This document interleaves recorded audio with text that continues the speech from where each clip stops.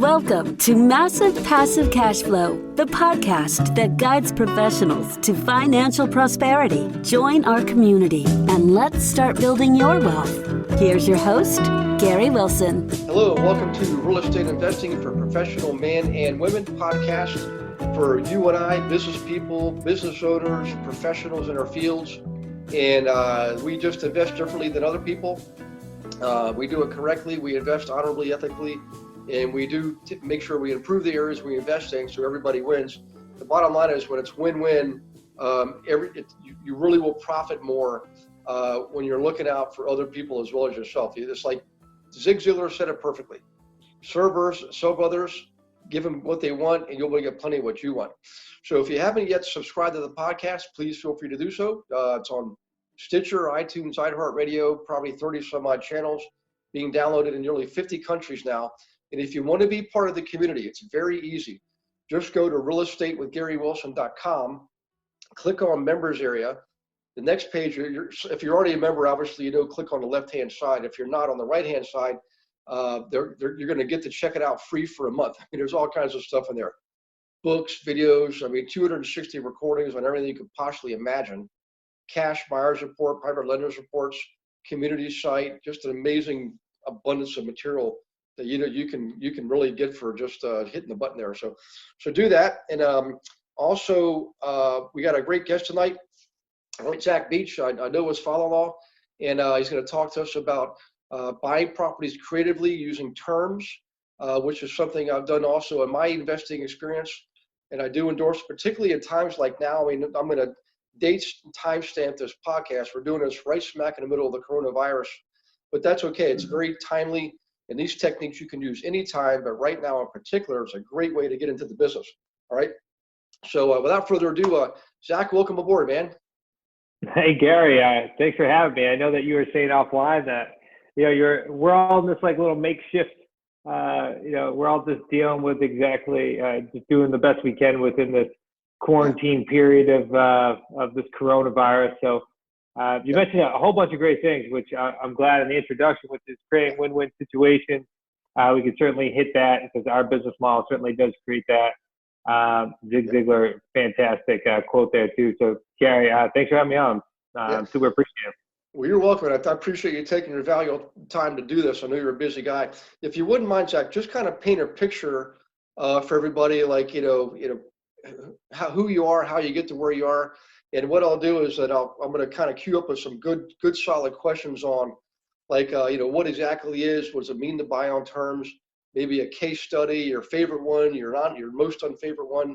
Maybe I'll give you an example of a let's say I'm like a young dentist, for example. What could I do? So let's first, if you would mind, just paint a picture of everybody so they really get a good idea of who you are. Yeah. So I've been real estate investing for about 4 years now. It's actually come up exactly 4 years in April. And before I was real estate investing, I was actually a bartender and personal trainer. Coming out of college, I didn't have too much direction. I wasn't really sure what I wanted to do. I just knew I wasn't employable. So I got involved in bartending and personal training. And then eventually, as you can imagine, I got burnt out pretty quickly as I was serving drinks late at night and waking up really early in the morning and helping people be healthy. It's almost a paradox there, but I was serving both sides. And so when I was about 25 years old, I reached out to my father-in-law.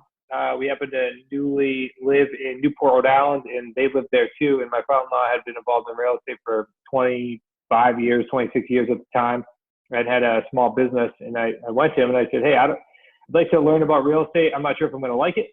It's not like I grew up liking real estate or that was my dream. I just knew it was profitable, and went to him, and he was open for me jumping on board. And then so when that transition was happening, I was bartending, personal training, and making outbound calls, learning about real estate because I had zero experience at the time. Eventually, I fell in love with the business, but I realized that I had a passion for it.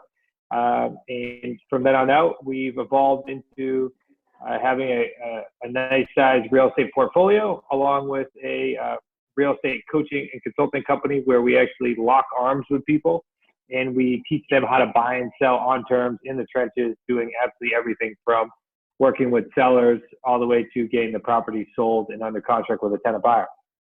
Cool. Well, I tell you what, that's a lot of information there. Listen to this. If we could, if you don't mind getting a little technical, explain to everybody. Most people have heard the term buying on terms, but what exactly does that mean? If you could explain that for anybody who's fairly new or just wants a little more detail on that, because it's an interesting subject, and can be complex, but also be really simple too, depending on how you structure the deal. Yeah. So buying on selling terms is pretty simple. It just means that you're typically not using your own cash credit or going to banks for money or for down payments.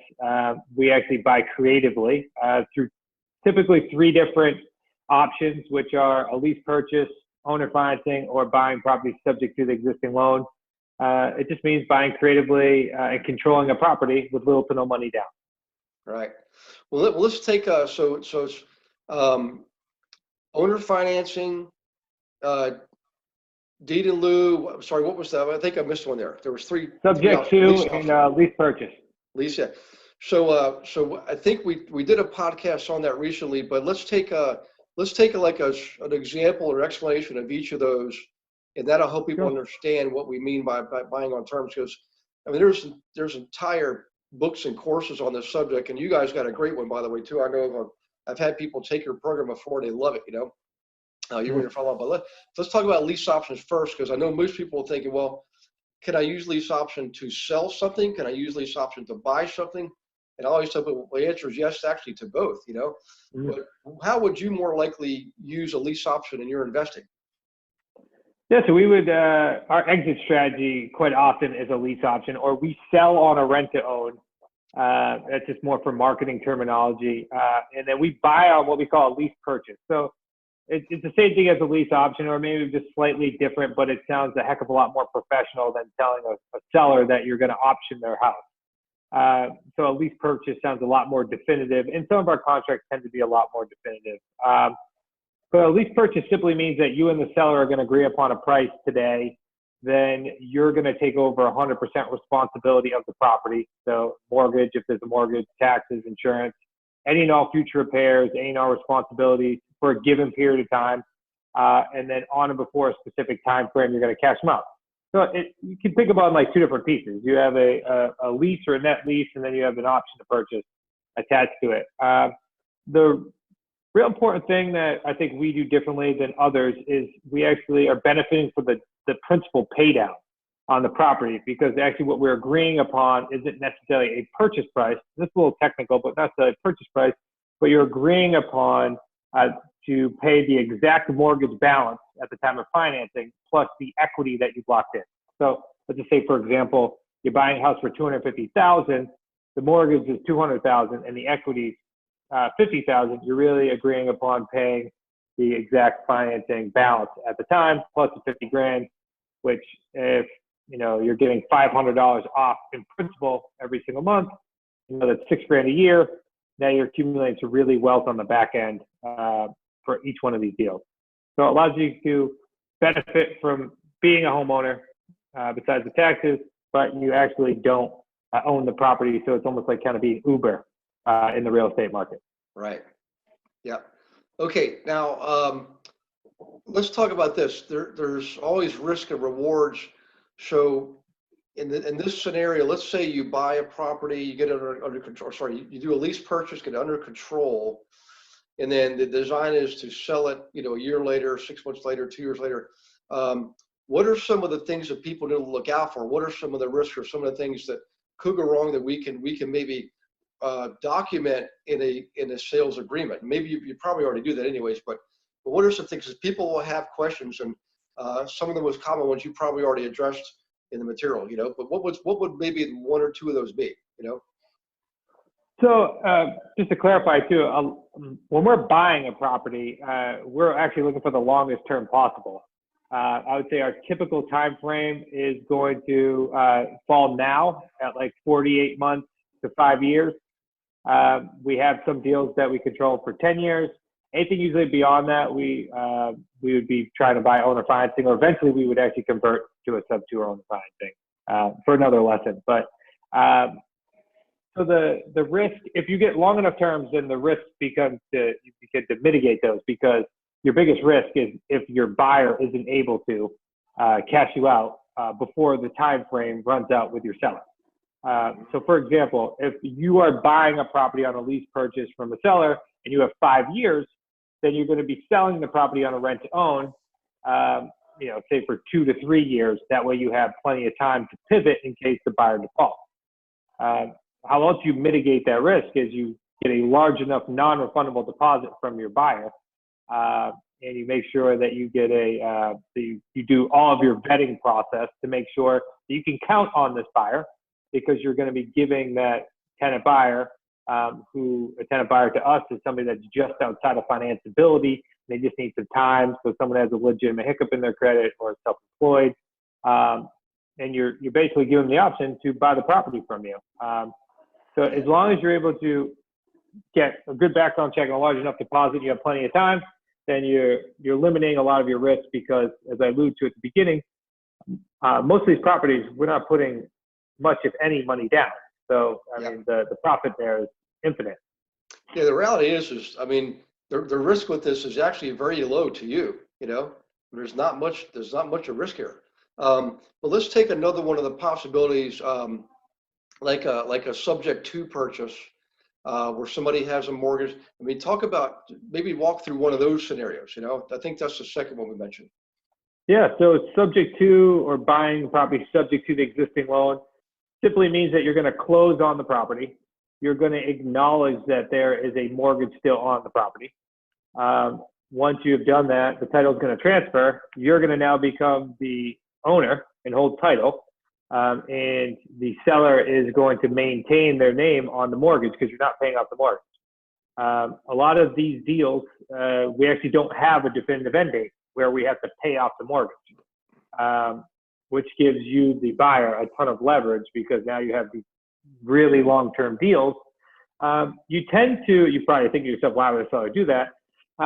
Most sellers that we end up working with in this position tend to need like debt relief or mortgage relief, because they can't afford to maintain the property or to maintain the mortgage, or they're selling the property for roughly what they owe. So if they sold with a realtor, they went alternative routes, they'd be coming out of pocket in order for closing costs, or to pay a realtor in order to sell it. So you're able to help these particular sellers, get out of jail free here, and kind of move on without any out-of-pocket costs. And your reward then is to be able to not have to go qualify for a loan, and you get a property that you can now sell and have a long-term deal. Typically, what you're going to be doing with a subject to deal is you're going to need time. In particular, you're going to need the principal to pay down on the property. You're going to need the market to, kind of accelerate. That way, you can eventually, in the future, have a nice profit in which you can sell off. Yeah. Well, what's really interesting about that particular one is, today's environment. I mean, nobody has a crystal ball. Of course, we don't know how long and far this new recession that came on like overnight is gonna take, but it's going to go back up again. I mean, this is my 5th cycle, Zach, my 5th business cycle. Wow. I don't even get worried anymore. I mean, I don't want to sound glib about it. I mean, it's a big deal, and I feel bad for people who are struggling or hurting, but because I've been through it before, I know what to do. I mean, you obviously know what to do too. And if you think about the possibilities here, if you lock in the next 30, 60, 90 days, and we recover, we take back off right away, you're in a perfect position. I mean, it's just an amazing opportunity. But let's talk about the third one, where owner financing. So by the way, I want to tell everybody listening, I've actually done all 3 of these. And the first property I ever bought, I assumed the first mortgage the guy had. He had a second one. I refinanced that and gave him a mortgage for the third chunk of equity that he had. So he gave, basically it was owner financing on a third piece.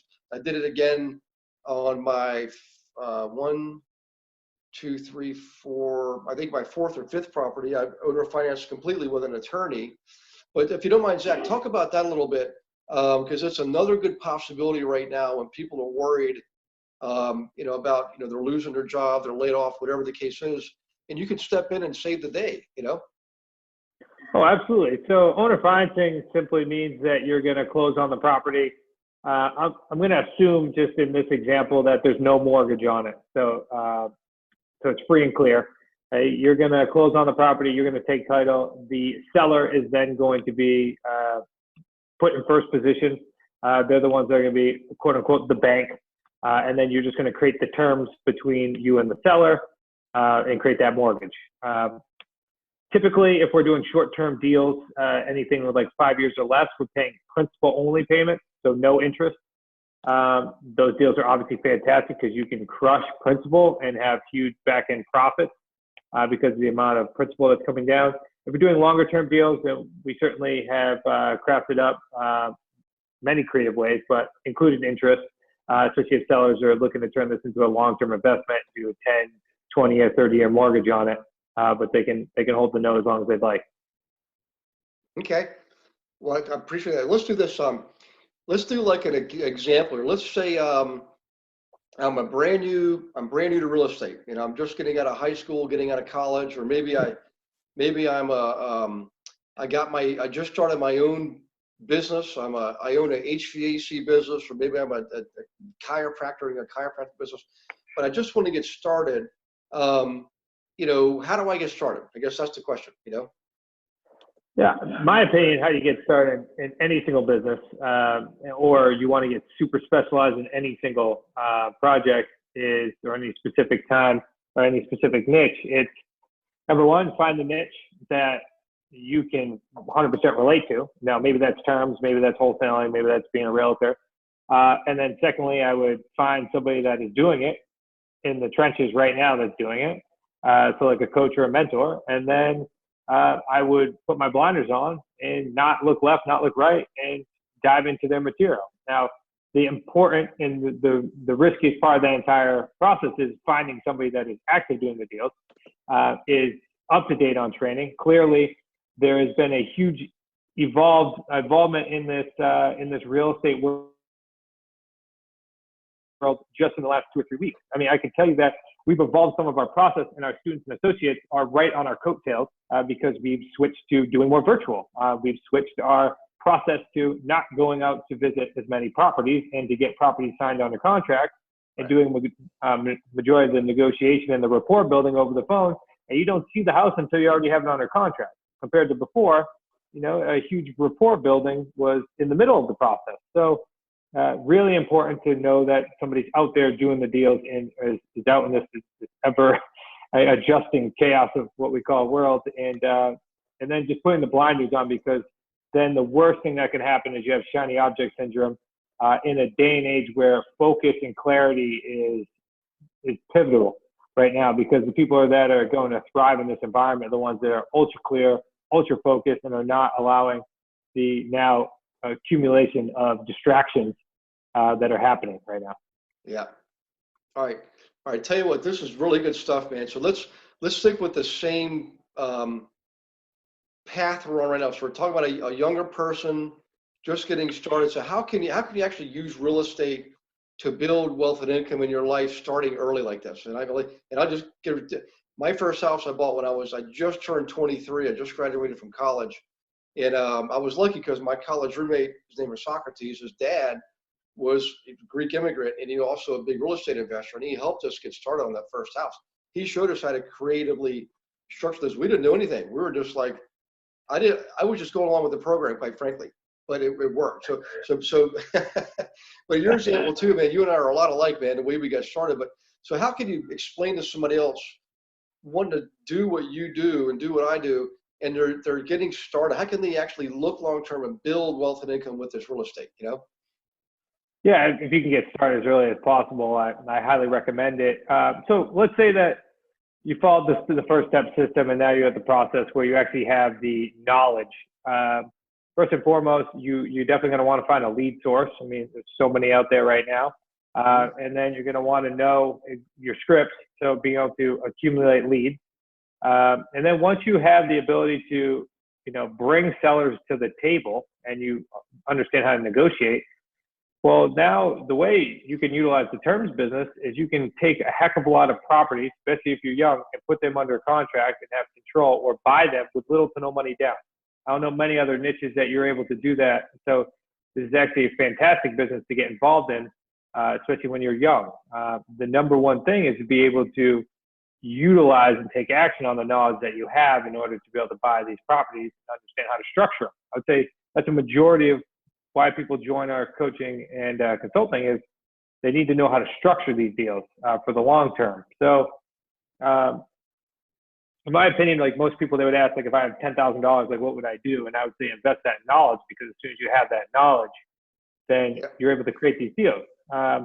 My first deal was actually, I bought it subject to the existing loan. It ended up being a $70,000 deal over the period of time. But the only reason why I was able to put that property under contract is because I knew how to bring a seller to the table by understanding their motivation and then structuring a deal where we created, as you said at the beginning, a win-win situation, making sure that you're able to supply the seller with what he needs, but at the same time be able to create the terms that allow you to be successful and be profitable in this. So if I could focus on a couple things, I would say making sure that you can limit the amount of deposit that you put on any property, and you're able to lengthen the amount of terms as far as the length of times on any one of your deals, because we have some deals now that we bought, say, subject to the existing loan or owner financing, where my son, who's 2 years old, is going to profit from. Wow. So if you have the ability to control these long-term deals, especially sub-twos, where you don't have to sign personally on them, then you're really setting yourself up for success. Yeah. Well, I tell you what, you mentioned your 2-year-old son. How do you, I know you're a busy guy, you're successful, and it's awesome to see that, but how do you balance being an entrepreneur and being a family man? Yeah, the truth is, I really don't believe in balance, in my personal opinion. I think my wife and I have a really good thing that's going on, where one of our goals was to have her stay home. And we were able to accomplish that within 2 years of being in real estate. So she gets to be the lead role in the family business, or in the family, and then I get to focus on business. But Nice. I think if you're looking for balance, the number one thing is just be present. There was a quote by Lao Tzu, and it said, I was just reading it last night, it said, work, do your passion for work, but your family life, you should be present.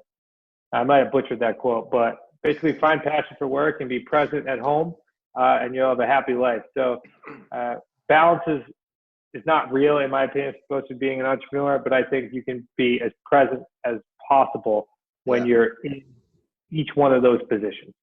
I agree. It's funny, we all play different roles throughout the day. We're mothers, fathers, brothers, sisters, parents, children, and the thing is you're naturally, your instincts kick in. But the key is when you're with your family, be with your family, don't be somewhere else mentally. And it's hard to do for some people, but you can do it with practice. I would tell you, you can master the skill of being present with practice. And there's things you can do to trigger yourself to be present, to bring you back to the present moment.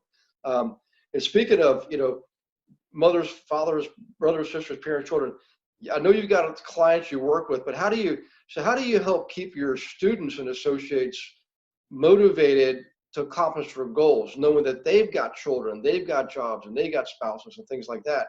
So what are some of the things you've done to help keep your students and associates motivated, on track to hit their goals? Yeah, I think within our community, and something that we focus on is mindset, and we currently surround ourselves with really all the tools and resources they need in order to continuously stay motivated. And that starts with understanding, just like I was talking about earlier with a seller, it's understanding what makes the student or the associate tick, what's their why, what do they do personally. I think it's important to blend the business and personal relationships. That way, as hard as that is sometimes to blend it, because really our students and associates are family to us, as we have a family business. So I think it's important to have those outside conversations that you know exactly where they're looking to go in life. I think once you have a really good understanding about their personal life, it's real easy to say, hey, all right, well, if your goal is freedom of choice, and you want to be a real estate entrepreneur and make this much money, so that way you have freedom of choice in 2 years, well, that's really easy to coach somebody, because if they show up to the table and they're not prepared and they're, lacking in any field, you say, all right, well, you clearly don't want this freedom of choice bad enough in order to want to be with your family or travel the world to do all that stuff. So I think understanding people's why, understanding people's personal life, for one thing, is definitely a way to keep people over the top motivated. I know it's certainly what my coaches do for me. I'm a firm believer in having coaches, especially if I'm trying to learn something new. Yeah. I would say that's my number one focus. And then secondly, just make sure that you constantly surround our students with not only tactical things such as being able to buy and sell real estate, but focusing on their mental game as well, because the hardest, and I talk about this a lot, but the hardest transition is not getting involved in real estate. It's going from being employed to self-employed and learning all of those new entrepreneurial skills. As I was just speaking with I had 2 group coaching calls today, and we were talking about, hey, you're at home right now because of coronavirus. Like, you have the ability to see into your future if you want to be an entrepreneur. So let's start looking at how to optimize your schedule, how to do some self-evaluation, self-reflection, find out, when your high performance times are, how to eat the frog, how to put your priorities first. So it's been some cool sessions, but it's really teaching people those skills that continues to keep people motivated, because they're evolving into something new. Yeah. Well, that's pretty cool. I appreciate that. So you mentioned coaching a lot, and I'm currently in a couple different masterminds. I've got always minimum 1, sometimes 2 or 3 coaches, and I know obviously you and your father-in-law have a great program, a company called Smart Real Estate Coach. So what would you say separates Smart Real Estate Coach from other coaching systems or programs? Yeah, our number one focus is to what we call bridge the gap, which is the difference between people selling programs and people actually doing deals. So when we talk about bridging the gap, one of our focuses is what we call time to first deals. It's one of our KPIs, which is the time that somebody starts with us, takes their first coaching call, to when they actually get their first property under contract. And our goal is to get that to 120 days or less. Originally, it was about 6 months, but now it's actually getting closer to 120 days to 90 days. So when we talk about bridging the gap, which is the separation, it's creating and allowing somebody to have the resources, the coaching, the community, everything, in order to get them from maybe having 0 experience or some experience in real estate to actually doing deals, and not allowing them to kind of fall through that gap, which most of the industry out there is just out there selling programs. If you chopped up our program, which we sell for $9.97, if you chopped up that program, it's 10 plus modules, actually 11 now with every single one of our contracts, 60 plus videos. Most other real estate gurus, if that's the word you want to use, would chop up that program and sell it, a couple $1,000s a piece. So that's, our model is completely shifted to, let's get the program, so that way people understand the A through Z, and that way they know the structure, and that way once you join one of our coaching programs, or you decide to do deals on your own, you have all the tools and resources to do deals, and that way we can focus heavily on launching and scaling your business. Yeah, well, I like it. In other words, you're not just teaching the what, you're teaching them the what and the how, and you're actually showing them, taking them through the process, which I like, because that's what I do, and I learned in the past.